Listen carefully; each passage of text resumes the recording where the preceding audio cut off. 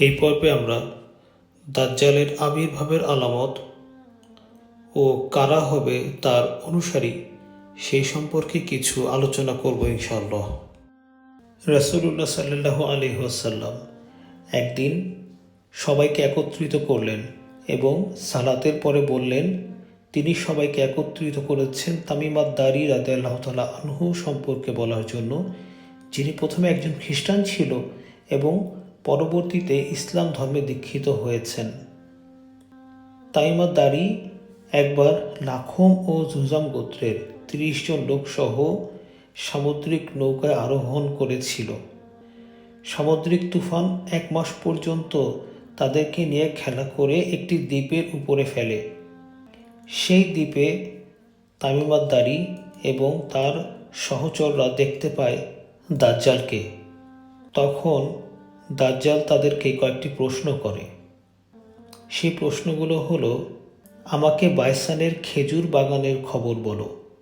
তামিম আদ-দারি এবং তার সহচররা বলল, এর কোন বিষয় তুমি জানতে চাও? দাজ্জাল বলল, বাইসানের খেজুর বাগানে ফল আসে কিনা এ সম্পর্কে আমি তোমাদেরকে জিজ্ঞেস করছি। তাকে তামিম আদ-দারি বললেন, হ্যাঁ আছে। সে বলল, সেদিন নিকটেই যেদিন এগুলোতে ফল ধরবে না। অতঃপর সে বলল, আচ্ছা, তাবারিয়া হ্রদে এখনও কি পানি আছে? তারা বলল, হ্যাঁ, সেখানে এখনও পানি আছে। অতঃপর সে বলল, সেদিন বেশি দূরে নয় যখন এই সাগরে পানি থাকবে না। তারপর সে বলল, জুগারের ঝর্ণায় কি এখনও পানি প্রবাহিত হয়? তারা বলল, হ্যাঁ, সেখানে এখনও পানি প্রবাহিত হয়। সে বলল, খুব শীঘ্রই এখানেও পানি থাকবে না। তার জিজ্ঞেস করল রাসূলুল্লাহ সাল্লাল্লাহু আলাইহি ওয়াসাল্লাম সম্পর্কে, আর সবশেষে সে তার নিজের পরিচয় দিল, সেই হচ্ছে মসিহ দাজ্জাল।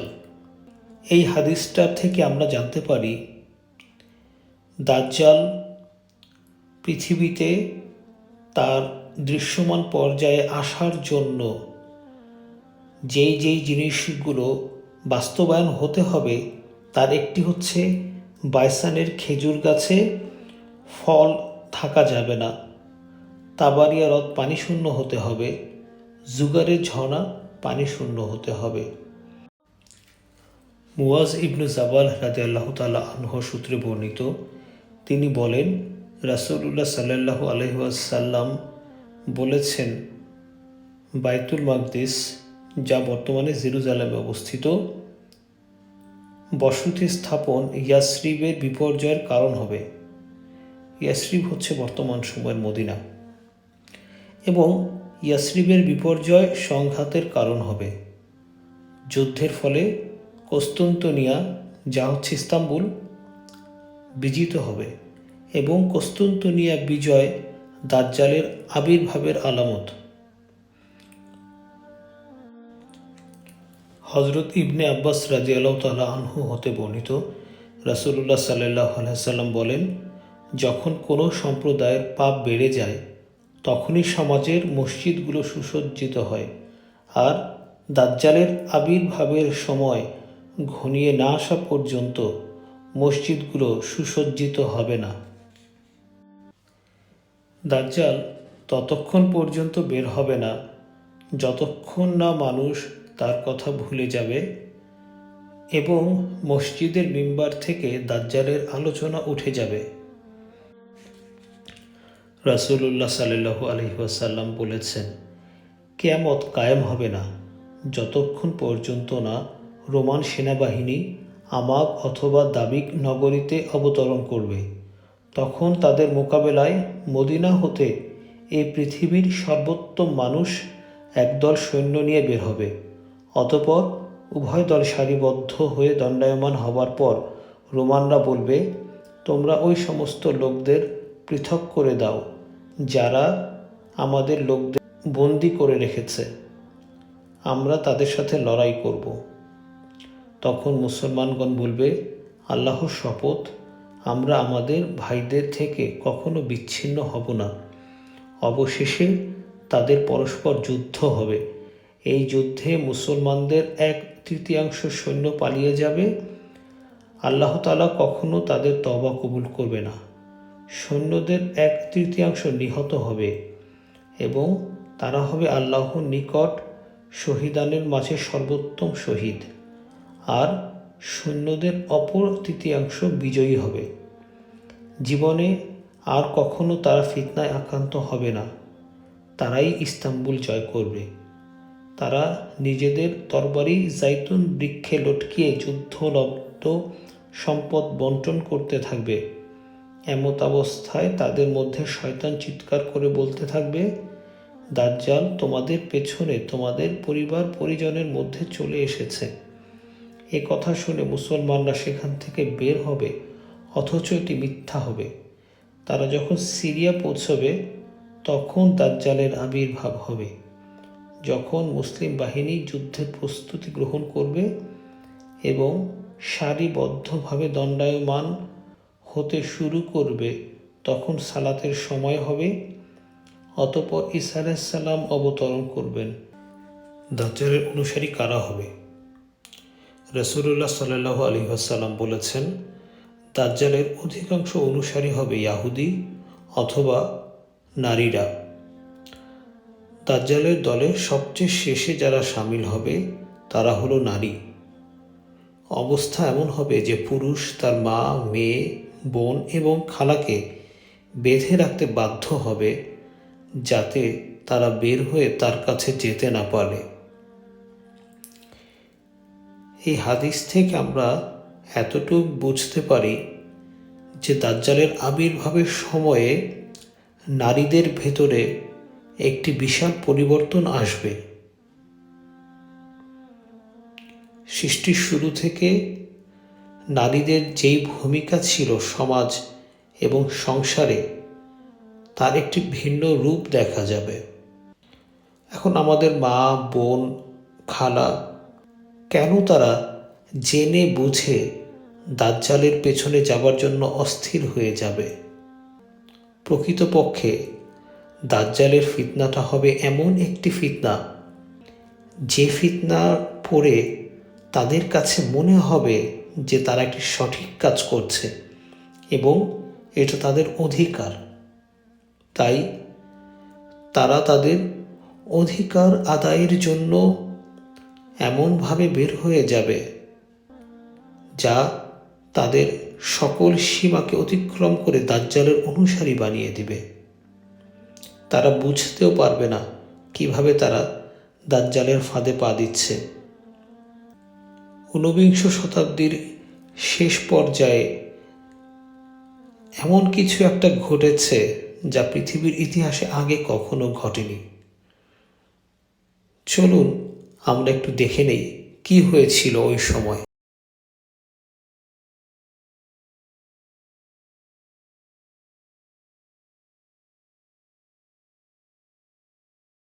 Alongside the civil rights movement, women began to question their role in society. Thus, the women's liberation movement began.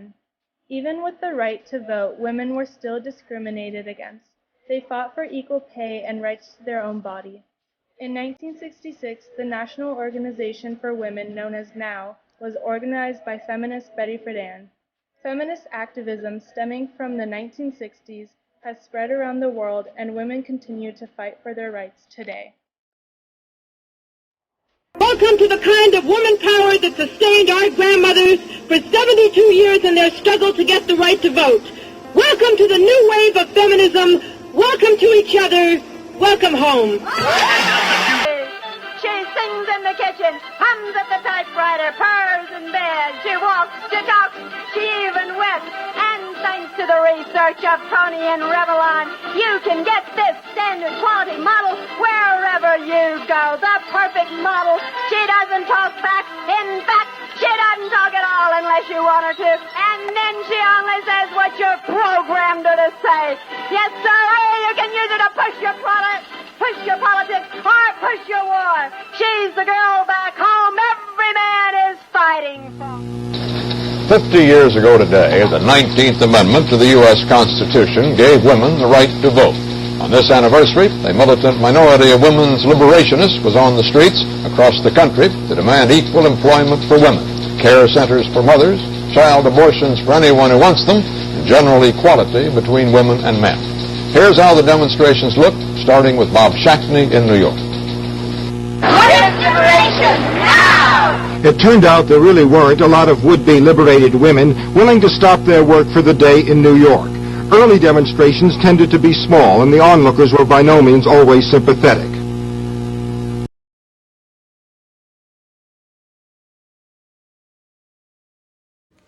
দাজ্জালের অনুসারী হবে ইস্পাহানে 70,000 ইহুদি। এখন ইহুদিরা কেন দাজ্জালকে অনুসরণ করবে? এই প্রশ্নের উত্তরটা জানতে হলে আমাদেরকে একটু ইতিহাসে পিছনের দিকে ফিরে তাকাতে হবে। আল্লাহ সুবহানাহু ওয়া তাআলা সুলাইমান আলাইহিস সালামকে এমন একটি রাজত্ব দিয়েছিলেন যা উনি সুলাইমান আলাইহিস সালামের পরে আর কাউকে দেয়নি।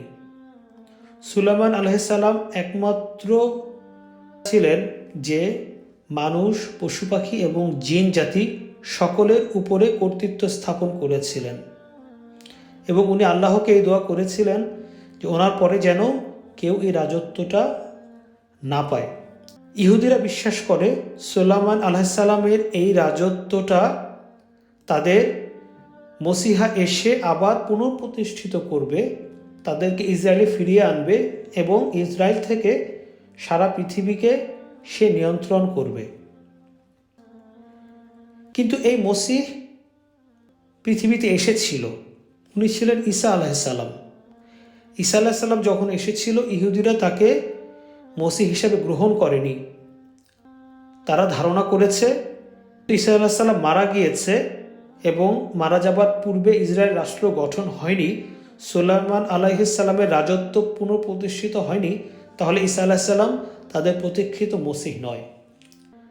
তাই যখন দাজ্জাল এসে নিজেকে ঈসা আলাইহিস সালাম দাবি করবে, মসিহ দাবি করবে, তখন তারা দাজ্জালকে তাদের মসিহ হিসাবে গ্রহণ করে নিবে এবং দাজ্জালের অনুসরণ করবে। আর ইহুদিদের ভবিষ্যৎবাণী পূর্ণ হবে যখন ঈসা আলাইহিস সালাম আবার এসে দাজ্জালকে মেরে ফেলবে।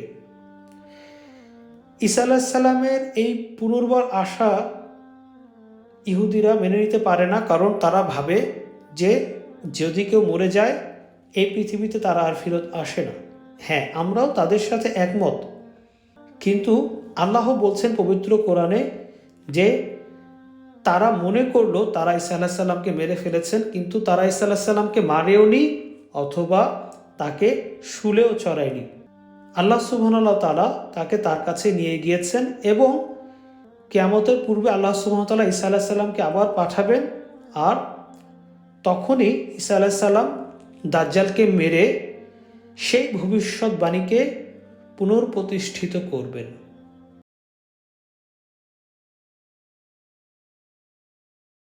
This is a different question, is people who are Christian are asking, why for Jews is Jesus not the Messiah?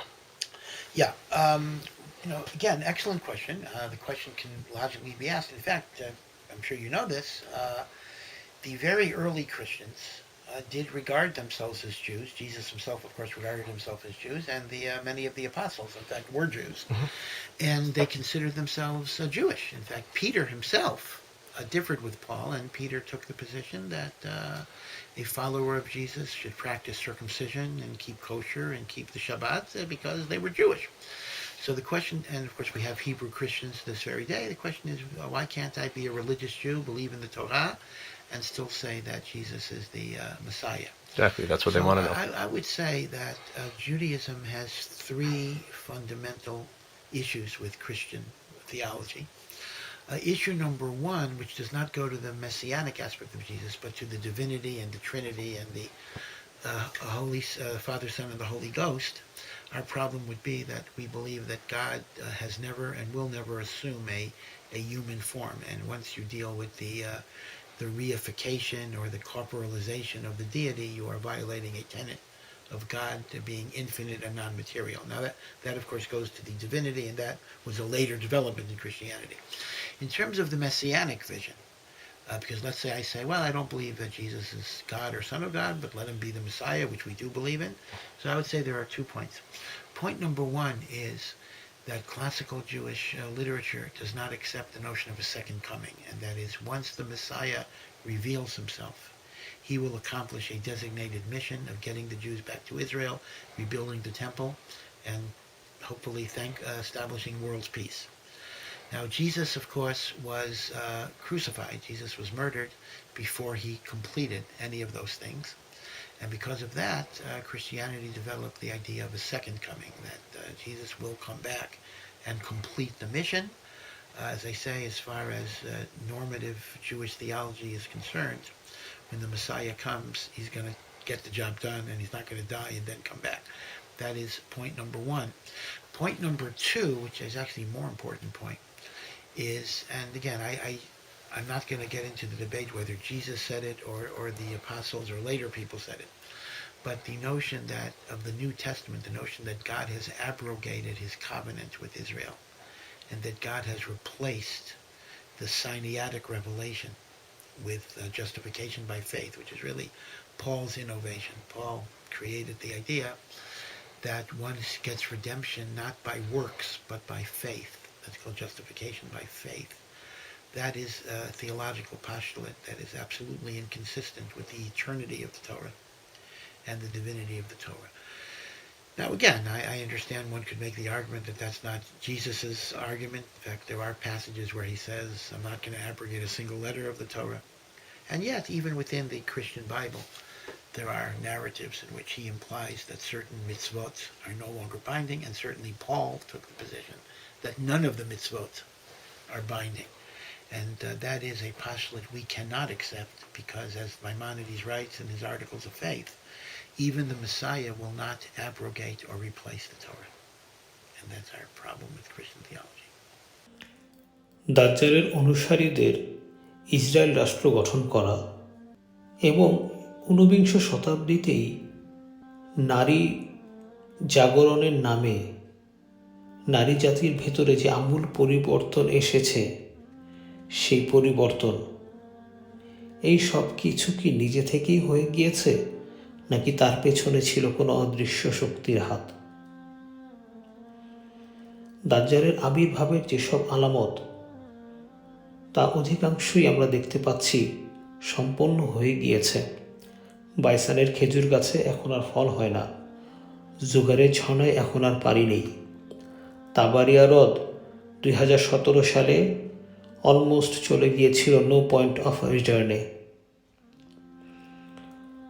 মসজিদের মিম্বর থেকে এখন আর দাজ্জালের ব্যাপারে আলোচনা হয় না।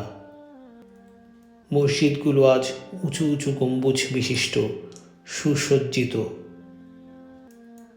জেরুজালেম এখন ক্ষমতা কন্ট্রোল করছে। মদিনা থেকে এখন আর কোনো শাসন কাজ সম্পন্ন হয় না। হতে পারে এখান থেকেই শুরু হবে সংঘাত, যার ফলে হবে মহাযুদ্ধ, তারপর কুস্তুনতিনিয়া বিজয় এবং দাজ্জালের দৃশ্যমান পর্যায়ের আবির্ভাব। রাসূলুল্লাহ সাল্লাল্লাহু আলাইহি ওয়াসাল্লামের একটি হাদিস বলে আমরা আমাদের এই পর্বের সমাপ্তি টানব। আব্দুল্লাহ ইবনে উমর রাদিয়াল্লাহু তাআলা আনহু হতে বর্ণিত, একদা আমরা রাসূলুল্লাহ সাল্লাল্লাহু আলাইহি ওয়াসাল্লামের নিকট বসা ছিলাম। তিনি ফিতনা সম্পর্কে দীর্ঘ আলোচনা করলেন, এমনকি তিনি আহলাস ফিতনা সম্পর্কে বললেন।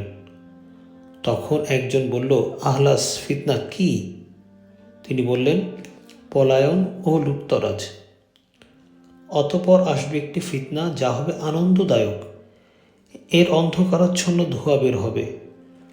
আমার পরিবারের জনৈক ব্যক্তির 2 পায়ের নিচ থেকে সে ধারণা করবে যে সে আমার অন্তর্ভুক্ত, অথচ সে আমার অন্তর্ভুক্ত নয়, কারণ আমার বন্ধু হচ্ছে আল্লাহ ভীরু ব্যক্তিগণ।